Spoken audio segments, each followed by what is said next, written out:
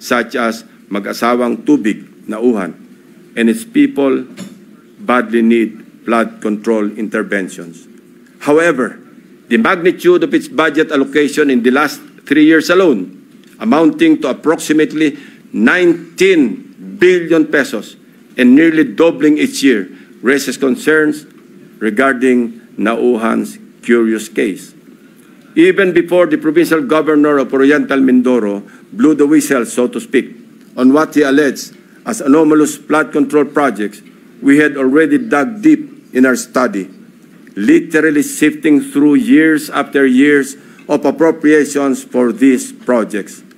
True to form and with due diligence, I immediately dispatched my staff to Oriental Mindoro to verify the data we gathered about Nauhan and to validate the governor's claims.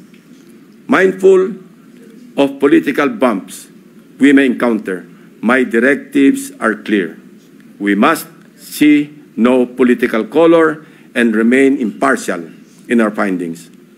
My staff traversed Oriental Mindoro across 10 barangays to randomly check flood control projects based on the list of awarded contracts from 2023 to 2025 that we obtained from the DPWH website. The field validation came in the aftermath of the widespread flooding in the province of Oriental Mindoro during the Habagat. Una sa aming listahan ang Barangay Mulawin.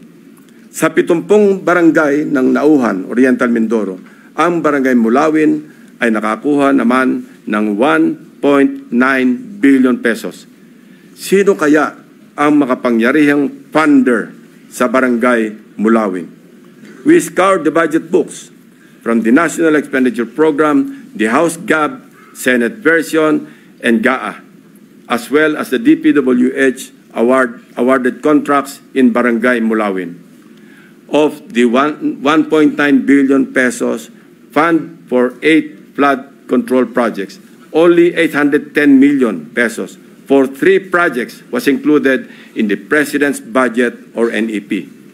The remaining 1.1 billion was inserted, I repeat, was inserted in the House version, Mr. President. Rightly so.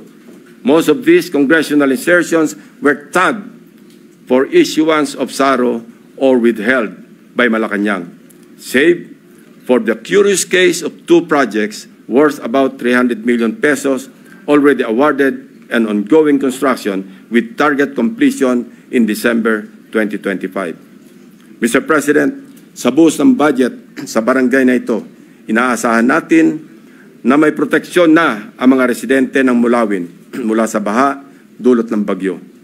Sa kasamaang palad, habagat pa lang at hindi pa man naitalang bagyo ang tumama sa probinsya. Gumuhuna ang ilang parte ng mga diking pinaggastusan ng 100 milyong piso. Inagos na rin ng tubig, baha, ang bilyong pisong danyos ng nasirang flood control.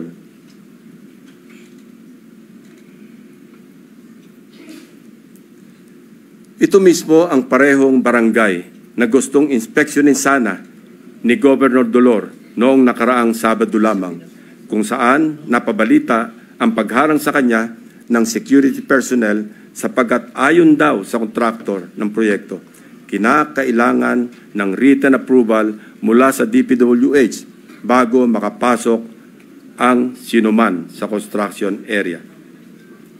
Mabuti na lamang, napuntahan na rin po ng aking team ang di umano'y restricted area na ito noong unang linggo pa lamang ng Agosto. Actually pinagbawalan din ang aking staff na lumapit sa proyekto. Pero sapat na ang kuha ng aming drone upang makita ang mga depekto ng construction dito. Nahalatang gusto ng naturang kontraktor na isikreto dahil sa ginagawang paghahabol upang kumpunuhin at remedyohan ang palpak na proyekto at mapagtakpan ang kanilang kapalpakan. We are willing to submit our drone shots and other pieces of evidence to assist in the investigation and prosecution of those involved in these anomalous projects. Mula sa aming sariling footage, kitang-kita ang mga bahagi ng road dike na ginawa noong 2024 na gumuho. Ang nakikita niyong flood control project ay nagkakahalaga ng 204.8 million pesos na base sa official record ng DPWH ay completed project na nito lamang Pebrero 2025. Halos 3 buwan pa lamang ang lumipas, Mr. President. Gayunpaman, kabago-bagong proyekto, gumuho na agad ang dike dahil sa nakaraang bagyong Krising, Dante at Emo. Kasama ang lagpas 200 milyong pondo na inalaan dito.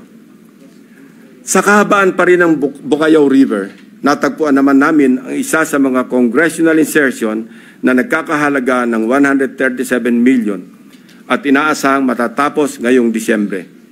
Kasabay ng hagupit ng habagat, inanod na rin ang malaking bahagi ng binubuong dike.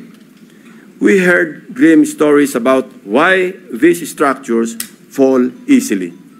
From the improper embankment mix of gravel, sand, and stones, sheet piles cut in half, and lower-grade reinforcement steel bars. Tinipid, sinadyang minali, at shortcut ang pagkagawa. Sad reality, Mr. President, is mayroon na rin silang standard para sa substandard. We go to another top-billing barangay, Barangay Tagumpay.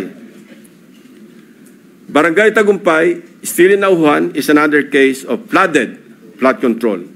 Sa taong 2023 at 2024, halos abot kamay na ng mga taga-barangay Tagumpay ang tagumpay na layunin nitong maging ligtas sa mga pagbaha dahil sa halos 2.55 billion piso na pondong nilaan dito. Binubuo ito ng 10 proyekto sa paggawa ng road dike sa mag-asawang Tubig at Bukayaw River. Sa ulat ng gobernador na bineripika ng aking mga staff, ang mga bahagi ng bilyones na proyektong ito, 2 beses na pong nasira ngayong taon. Ang pinakamalala nitong nakaraang bagyong Emong. Sa mga larawan o video nakuha ng aming team, kapansin-pansin nga naman na imbes na graba, buhangin at simento, buhangin ng laman ng structure na ito. Kaya naman, ayon din sa mga residente, sa sandaling magkabutas, mabilis na pumapasok ang tubig at kinakain ang ilalim. Sa aming pag-imbestiga, hindi rin daw di umano masusunod o nasusunod ang dapat na lalim ng pagbabaon ng mga sheet piles na magiging suporta ng buong road dike. Isa pa sa nakita namin, ang Barangay Inarawan na dumanas rin ng pagguho ng bahagi ng river dike.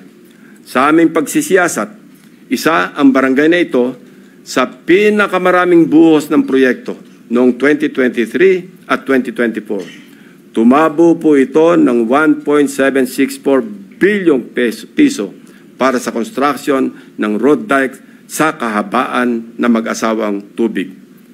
Sa lahat ng proyektong nilaan sa Barangay Inarawan, tanging ang SunWest Incorporated ang nakakopo ng mga proyekto.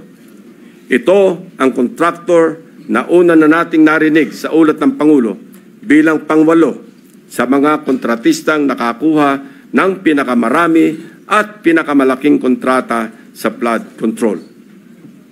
Mr. President, sinuyod din namin ang ilang pang-barangay na binuhusan ng pondo, ngunit hindi pa rin nakaligtas sa daluyong ng pagbaha dahil sa karamihan ay substandard, gumuho at hindi napanindigan ang pagiging flood control structure.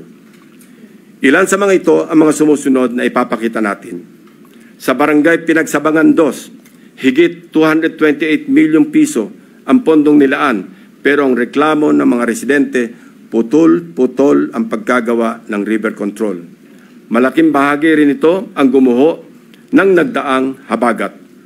Sa Barangay Melgar, nirereklamo ng mga residente ang mababaw na pagkakabaon ng mga bakal sa ginagawang dike. Sa taong ito, 3 coastal road shore protection ang itinatayo na ang suma total ay papalo sa halos 693 milyong piso. Sa Barangay Arangin, mayroon ding ongoing projects na nagkakahalaga ng 109 million. Ngunit hindi pa man tapos ay nasira na ulit dahil sa habagat. Mr. President, for 3 years, 19 billion na pondo ang ibinuhos para sa flood control sa Nauhan. Umaapaw ang pondo pero lubog pa rin sa baha ang mga Nauhenyo. Ano nangyari, Mr. President? Kaninong mga bulsa inanod ang buwis ng taong bayan? Kung sa Oriental Mindoro gumuguho ang mga proyekto, mamaya po, Mr. President, ipapakita namin ang mga lugar naman na walang makikitang gumuguho. Hindi dahil sa matitibay ang paggagawa, kundi dahil hindi talaga maaaring gumuho ang guni-guni o ghost projects. Mr. President, sa Kalapit Barangay, sa Barangay Apitong, isa sa mga proyektong matyagang hinanap ng aking team ay ang construction of road dike along mag-asawang Tubig River, Sitio Dique, Barangay Apitong, Section, Nauhan, Oriental, Mindoro, na na-award sa Elite General Contractor and Development Corporation. Ang halaga ng kontrata, 192.99 million pesos. Ayon sa dokumentong ito, mula sa DPWH website, completed na po ito. Ngunit, nang puntahan ng aking team, wala po silang nakitang proyekto sa Sitio Dique. Ayon din po sa pahayag ng mga residente, wala pong flood control na ginawa noong nakaraang taon sa kanilang sitio. Ang alam lang nila, mayroong gagawin pa lamang ngayong 2025. Nasaan ang halos 193 million na pondo sa Sitio Dique noong 2024? Eksakto ang lokasyon na aming pinuntahan sapagkat consistent ito sa coordinates na nakalathala sa DPWH at sa sumbong sa Pangulo website. Guni-guni o guni-guni? Mr. President, distinguished colleagues, tuloy-tuloy na po tayo sa usapang guni-guni sa mga proyekto sa lalawigan ng Bulacan. Nasabi ko nga kanina ay ang pinaka-notorious sa aming mga case studies na sa ulat na rin ng mga taga DPWH officials at insiders at ilang contractors ay minumulto ng humigit kumulang 30 guni-guning proyekto. Una sa aming pinuntahan, ang siyudad ng Malolos, kung saan kitang-kita ang labis na pagbaha sa kabila ng una ng napaulat na buhos ng pondo sa probinsya. Isa sa aming binisitang proyekto ng aking teams sa Barangay Calero ay ang construction of riverbank protection na may kontratang nagkakahalaga ng 77 million pesos. Ang kontraktor nito, base sa record, ay Wawaw Builders at tag as completed as of October 2024. Gamit ang coordinates sa sumbong sa Pangulo website, madali naming natunton ang lokasyon ng proyekto. Inabutan po namin ang flood control structure na ayon sa mga residente ay sinimulang gawin ngayong taon, 2025 lamang. Ibig sabihin po, ang pondo nito ay nasa taong 2025, hindi 2024. Sigurado kami sapagkat iba ang contract ID nito base sa DPWH billboard na inyong nakikita sa screen. Kinumpirma din po ng mga residente na walang flood control project na ginawa sa lugar noong 2024. Ang malaking tanong, ano ang riverbank protection structure na pinonduhan at sinasabing completed dito? Ito po bang nakikita nating puting pader sa screen? Pader nga po yan, Mr. President. Perimeter fence ng subdivision. Mr. President, sari-saring gimmick, makapandaya lang ng milyones sa kaban ng bayan. Magtungo tayo sa susunod na barangay, Mr. President. Lula ng bangka, binagtas ng aking mga staff ang barangay Babatnin upang hanapin ang riverbank protective structure. na pinondohan noong 2024. Ito ay nagkakahalaga ng 77 million pesos ulit na nakuha naman ng Darcy and Ana Builders. Mayroong flood control project na kumpirmado rin sa mga online videos na nahanap namin. Ang siste, hindi po ito ginawa noong 2024. 2018 pa po, Mr. President. Pinondohan din ito noong 2021, 2023, at 2024. Ayon sa mga residente, ang huling pagsasaayos dito ay nangyari noong 2023 na substandard din ang pagkakagawa. So, kanino napunta ang inilagak na pondo sa ilalim ng 2024 National Budget para sa proyekto na ito? Paulit-ulit ang pagpopondo kahit gawa na. Bagong style ito, Mr. President. Ilan pa kayang flood control projects ang ganito? Ang contractor nito na Darcy and Ana Builders. Nagmimistulang multo rin. Bakit kanyo? Base sa mga dokumento ng kumpanyang ito. Ito ay isang negosyo na rehistrado sa ilalim ng sole proprietorship at may address sa Cardona, Rizal.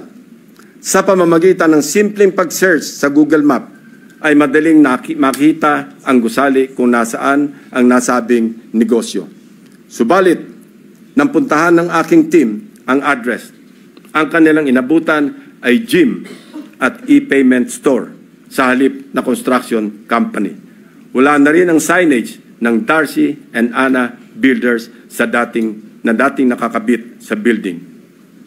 Maya-maya, ipapakita pa namin ang mga natuklasan naming proyekto na gawa o dapat ginawa ng nawawalang Darcy and Ana Builders. Sinuyod din po natin ang ilang barangay sa Hagonoy, Bulacan, na hanggang ngayon ay lubog pa rin sa tubig baha, Mr. President. Gamit ulit ang sumbong sa Pangulo website, hinugot namin ang exact grade coordinates ng proyektong aming nakita para tiyakin na sakto ang lokasyon kung saan tayo napadpad. Mr. President, the first subject project was in Barangay Carillo, Hagonoy, Bulacan, supposedly completed on April 19, 2024. It was awarded to Darcy and Ana Builders and Trading for a sweeping price tag of 77.199 million pesos na naman. Mr. President, gusto po ba ninyo makita ang itsura ng isang 77.199 million pesos worth na riverbank protection structure? Tingnan po natin. Nasaan na nga ba? Ewan ko, Mr. President, dahil wala tayong makita. Kahit ano pang suyod ang gawin namin, hindi namin makita o mahagilap ang flood control project ng Darcy and Ana Builders. Hello, Darcy. Ang Ana and Ana, nasaan ang flood control? Tumawid naman tayo sa Barangay Abulalas, sa bayan pa rin ng Hagonoy. Silipin natin ang tatak Darcy and Ana Builders Flood Control Project.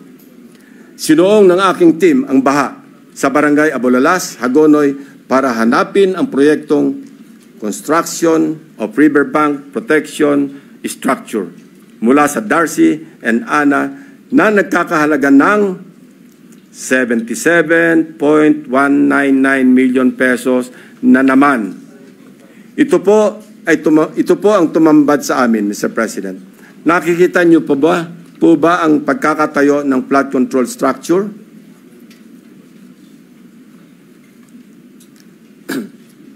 Hindi niyo po talaga makikita, my dear colleagues. Guni-guni lang kasi ang flood control structure o riverbank protection kung saan dapat nakatayo ang Darcy and Ana project. Iba rin ang kaso sa Barangay Iba. Tinungo namin ang proyekto Riverbank Protection Structure sa Barangay Iba ng Wawaw Builders na natapos na dapat noong Oktubre 2024. Ang presyo ng proyekto 77.199 million pesos na naman. Pagdating ng aming team sa exact coordinates, mayroong kasalukuyang tinatayong istruktura. Ang bonus, may kasama pang pumping station. Pero ang ginagawang proyekto, hindi ang Wawa Project. Sa mismong lokasyon kung saan dapat nakatayo ang Wawa Riverbank Protection, ang nakabalandrang contract ID ay ang ongoing project ng isang First Star Builders Contractors para sa flood mitigation structure with pumping station and floodgate na ang presyo ay papalo sa 92.54 million pesos. Mr. President, nawawala ang Wawa Project at mukhang gusto pang pagtakpan ang Ghost Project na ito, kaya nagmamadaling magtayo ng bagong struktura sa eksaktong project location kung saan dapat matagal nang may flood control. Wawaw ang binisita, First Star ang dinatnan. Wawaw ang hinanap, First Star ang natagpuan. Mukhang ang modus na ito, tatapalan ang Ghost Project ng ibang proyekto. At ang masama, na walang parang bula ang milyong-milyong gastos mula na naman sa taong bayan. Sa Barangay San Nicolas naman, iba ang forma at hulma ng Ghost Project. Binisita namin ang proyekto ng Wawaw Builders na ang halaga ay 77.199 million pesos na naman ang nasabing proyekto. Sinimulan daw noong Pebrero at natapos noong Disyembre 2023. Pero sa aming pagsisiyasat, 2017 pa lamang ay mayroon ng flood control sa lokasyong tinuro kung nasaan ang Wawaw Project. Makikita rin sa historical imagery ng lugar na walang nabago simula pa noong 2017. So, anong tinayo ng Wawa Builders noong 2023? Eh di wala. May guni-guni na naman sa Barangay San Nicolas. Wow na wow ang Wawaw. Mr. President, makikita natin ang iisang pattern ng mga proyektong guni-guni ng Darcy and Ana at Wawaw Builders sa Barangay Carillo, Abulalas, Iba at San Nicolas, First Engineering District ng Bulacan. Pare-parehong contract price, 77.199 million pesos. Pare-parehong riverbank protection structure, pare-parehong guni-guni. Very distinctly ghost projects. Ang mga taong nasa likod ng scheme na ito or scam na ito ang dapat ipinampupukpok sa pagbabaon ng mga seat piles. Hindi ito kababalagan, Mr. President. This is well orchestrated by an organized network of people who abuse their power. May isang grupo sa loob ng First District Engineering Office ng Bulacan na kilalang sindikato ng mga substandard at ghost projects. Ang kanilang modus, manghihiram ng lisensya sa mga suki nilang contractors. Gamit ang lisensya ng contractors, sila na ang mag-i-implement ng proyekto. O kung hindi man, magpoproseso ng mga dokumento para lumabas na completed na ang mga ghost projects. My office is willing and ready to provide the names of the members of this well-organized syndicate inside the Bulacan First District Engineering Office, including probable witnesses to testify against them if and when the appropriate authorities will open a formal investigation into these morally wicked schemes to defraud our people of their hard-earned taxpayers' money. For the information of the body, inikot at siniyasat din po namin ang ilang mga proyekto sa Kabikulan, Davao Peninsula, Western Visayas at Central Mindanao.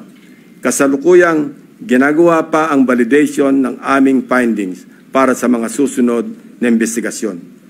Mr. President, my distinguished colleagues, we all heard President Marcos Jr. in his rare, exasperated, confrontational tone during his fourth SONA last July 28. Pinalakpakan natin siya ng malakas nang sabihin niya sa ating harap-harapan sa plenaryo ng Batasang Pambansa, mahiya naman kayo. And rightly so, since he also said in the same SONA that he witnessed firsthand how the floodgates of corruption have swung wide open in many areas he personally inspected. He saw defective flood control projects, obviously built with substandard materials or not built at all, wasting hundreds of billions of pesos in taxpayers' money, drifted away and down the drain. And all this, Mr. President, went straight to the pockets of the insatiably greedy, so vile, so greedy, and corrupt to the core politicians, DPWH officials, and contractors, conniving among themselves, unmindful of the lives lost and the properties destroyed, all for their lust for money. This humble representation just confirmed with sordid details what President Marcos announced in the launching of the Sumbong sa Pangulo website, which greatly helped us in tracking and monitoring the status of the non-existing but fully paid flood control projects. Mr. President, distinguished colleagues, we can do our part in leading the way under your leadership and the cooperation that each and every one of us in this august hall to set the example in good governance. We can start with an honest-to-goodness and fully transparent deliberation of the 2026 National Budget Measure that will truly represent the hopes and aspirations of our people for a better Philippines. Sa isang taon, wag naman sana nating marinig na mapagsabihan tayo na mga walang hiya kayo. Sa haba at lawak ng aming pagsisiyasat, may mga gustong magsalita at tumulong. District engineers na napipilitang ipa-implement ang mga binagsak na project sa kanilang distrito na hindi naman sila ang nagplano kaya hindi naisama sa National Expenditure Program. Subalit, dahil nagmula sa mga insertions ng mga tinaguriang funders sa Kongreso, mga contractors na kapit sa patalim dahil sa bulok na sistema ng talamak na lagayan, tali ang mga kamay dahil sa kanilang pakikisama nakasalalay ang kanilang hanap buhay. At higit sa lahat, mga taong bayan na nais ipaabot ang kanilang hinaing. Madami din sa mga nakausap namin ang handang pangalanan ang mga tiwaling opisyal ng gobyerno na tunay na nasa likod ng mga milagro sa flood control. Ang halos nagkakaisang tanong nila na mahirap kong saguting mag-isa. Sagot ba ninyo ang kaligtasan namin at sigurado bang tuloy-tuloy ang laban hanggang sa dulo o habang mainit lamang ang issue na ito? When few good officials or regretful men are willing to speak truth to power, they must be heard. People badly need to see is grid control. Thank you, Mr. President.